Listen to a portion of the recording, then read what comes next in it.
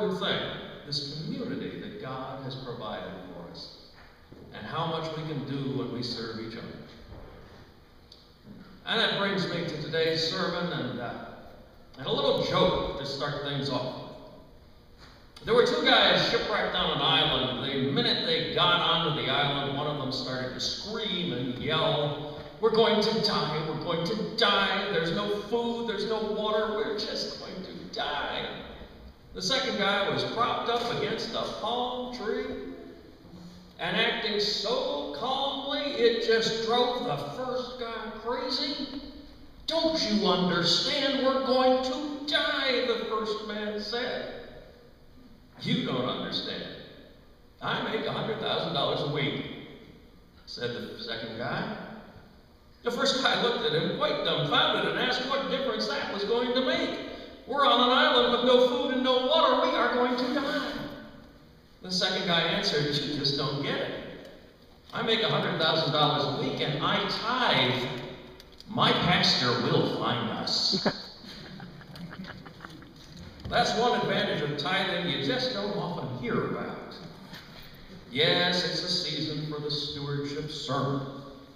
It's time to consider who and how we serve. The challenge is much the same as the one that was facing the nation of Israel and posed by Joshua so long ago. Leading the people of Israel was always a challenge. Moses had first-hand experience with that for decades. Now Joshua was taking over leadership, and in today's scripture, he was challenging the people to decide, now that they were actually in the promised land, who would be their God or little g gods. This was a pivotal moment. Was settlement in the promised land now complete, the people of Israel would cease to be nomadic and would settle into city and farm life. Joshua called the people together to make a decision on who they would serve. Joshua began by recounting the history of the people. Before Abraham, their ancestors had served other gods. He reminded the people of all that God had done for them, leading them in time to this land God had promised to them. God was faithful to Israel. Joshua challenged his people to decide here and now who they were going to serve moving forward. Would it be those other gods of their ancestors, those idols of Egypt, or the fertility god Baal that the defeated locals had been serving? Baal was given credit by those people for keeping the land very fertile, being a deity in charge of dew and rain. In this society where agriculture was key to the economy, it would be easy to try to stack the deck in favor of a booming economy by attempting to serve both God and this Baal. Joshua challenged his people, and it was a definitive choice for them between God and all those little g gods. This moment would define the very identity of the people of Israel. Joshua was about to ask the people of Israel 3 times to vow that they would indeed serve God. Joshua raised the stakes by explaining in detail that serving God meant worshiping God alone, with no other gods in tow. God would have no patience for that. While they were freed from serving Pharaoh, they were called to be God's servants instead. Unlike their enforced servitude in Egypt, this would be their free choice. The challenge was stated clearly. Now, if you are unwilling to serve the Lord, choose this day whom you will serve, whether the gods of your ancestors in this region beyond the river, or the gods of the Amorites in whose land you are now living. Then Joshua completed the challenge with a resounding proclamation that has rolled down through all the centuries since. As for me and my household, we will serve the Lord. What would Israel do? This is the very same challenge for us in the world today. Who or what will we choose to serve? The choice made will also impact upon the identity of each and every one of us as we make those choices. Replacing Baal, the idols of Egypt, and the little g gods of the ancestors are all sorts of other little g gods of our own making. Will we choose to worship God the Father who sent us Jesus to liberate us? Or will we choose to place our allegiance elsewhere?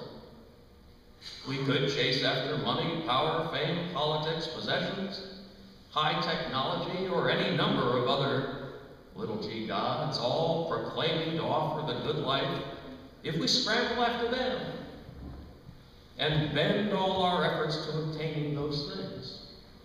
In doing so, our lives and our thinking, our sense of worth and our actions are changed. They bend toward what we choose to serve, what we choose to worship. Joshua's warning that God will accept no half choices, no attempts to follow and serve God along with whatever else seems to offer security or happiness or whatever else we are seeking, still applies to us today. If we choose God, the same God who liberated the people of Israel, the same God who sent Jesus to save and to guide us, the same God who wants a relationship with everyone, we choose to live life on different terms. We can receive clarity from God on what is fleeting and what is eternal, what is of the moment and what is forever.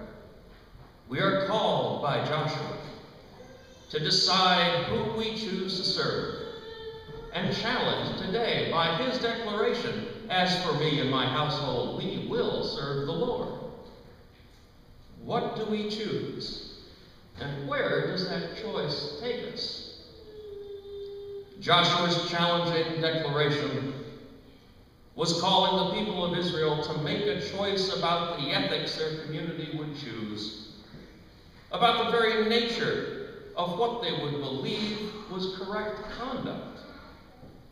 To follow God was to choose to follow God's ways, God's commands for the people's lives.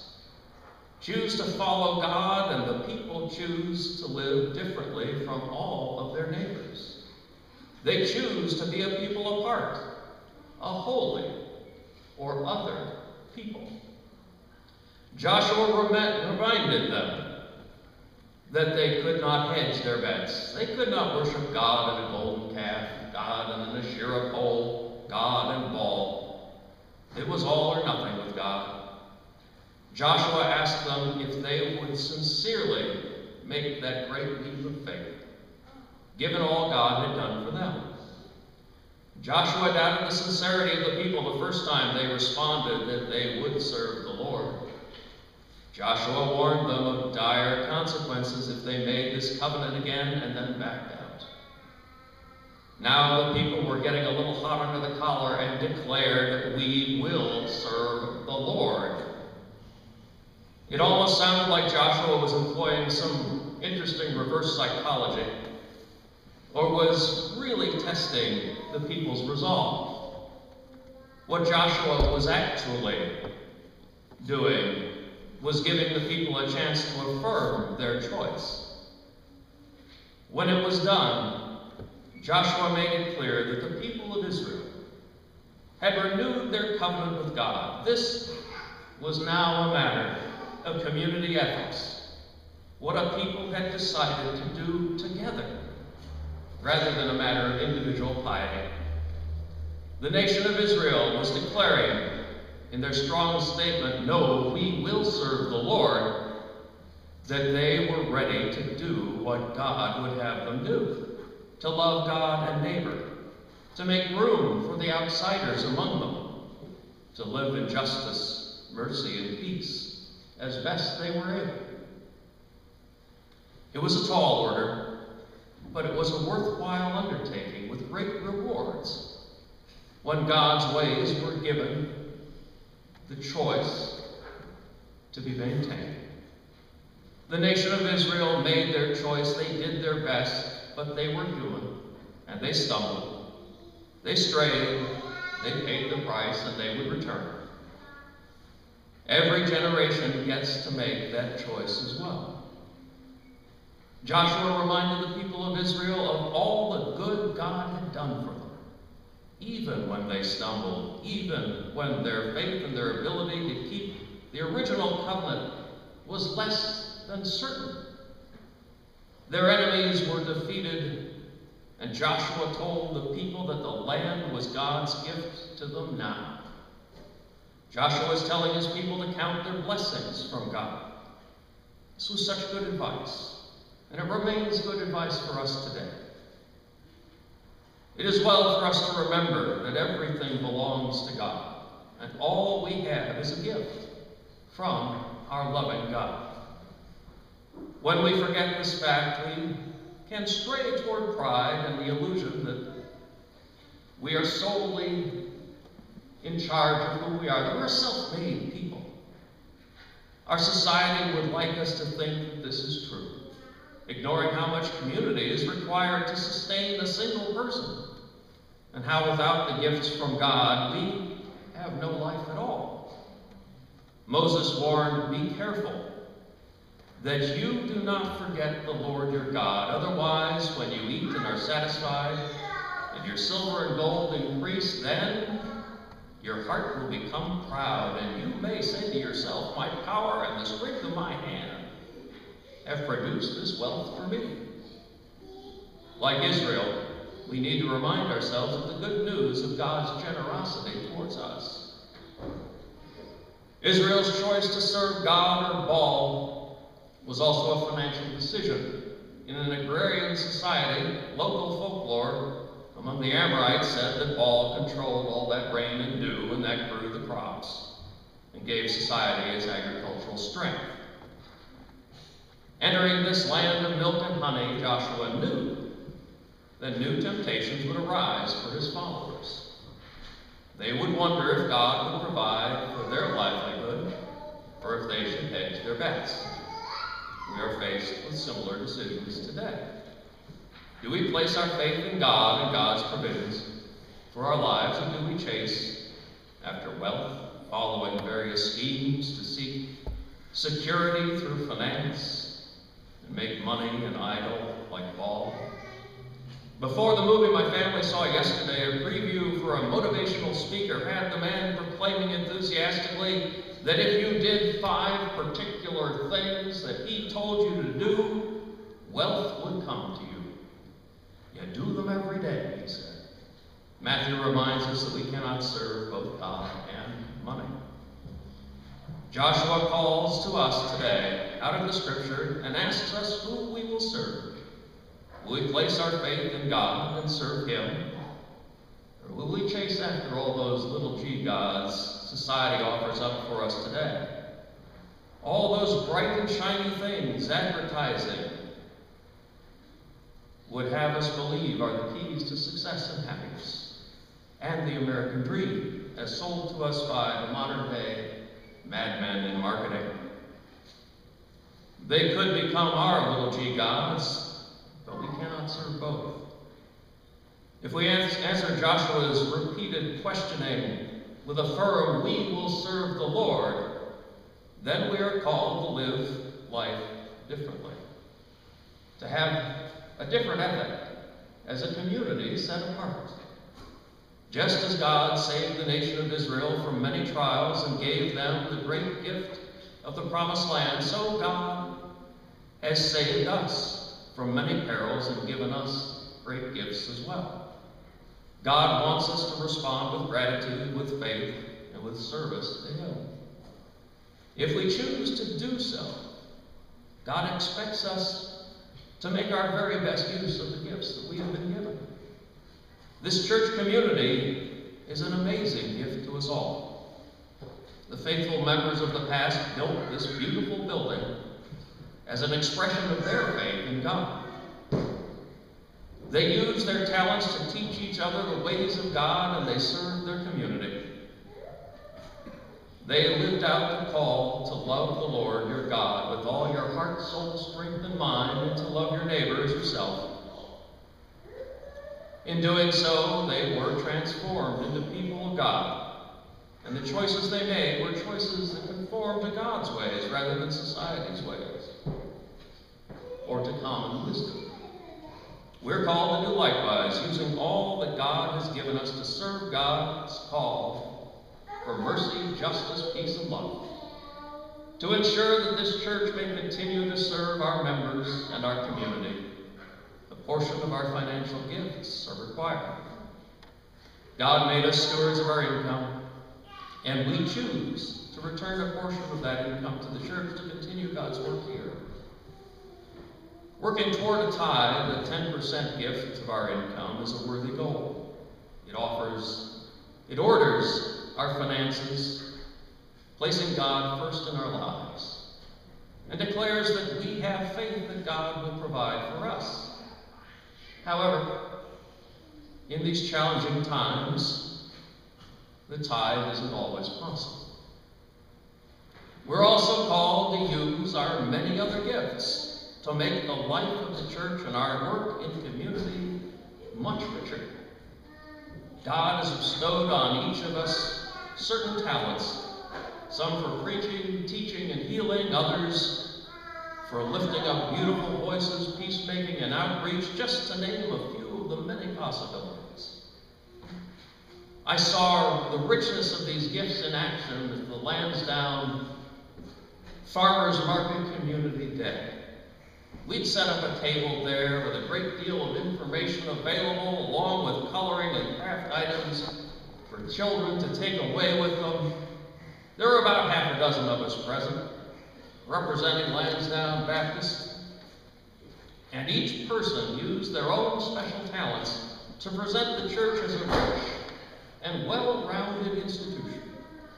Two of these talented members were working with crafts, and they made up cup and ball games for the kids to take away with Lansdowne Baptist Church written on them. So many little kids smiling, it was wonderful. Several interacted with people and answered questions. One member took around some of our flyers and spoke with people throughout the farmers market that day. It was wonderful to see, and showed our community in action, a community standing with God, and it was very attractive. I met a man in a nursing home that I'll never forget. He had given his life to God, and it had transformed the way he lived. He was 100 years old when I met him, and he told me the secret of his long life. Listen carefully. He said, when I wake up in the morning, I figure God has something for me to do, and I get up and I do it. There was a man who had served God well and continued to do so even at 100. He knew the joy of being in God's service and would not live his life any other way. God is calling to us to choose. Who will we serve? Who will we follow? There is so much that we can do if we choose. I pray each and every one of us will say, like Joshua, as for me and my household, we will serve the Lord. Let's have a moment of silent reflection.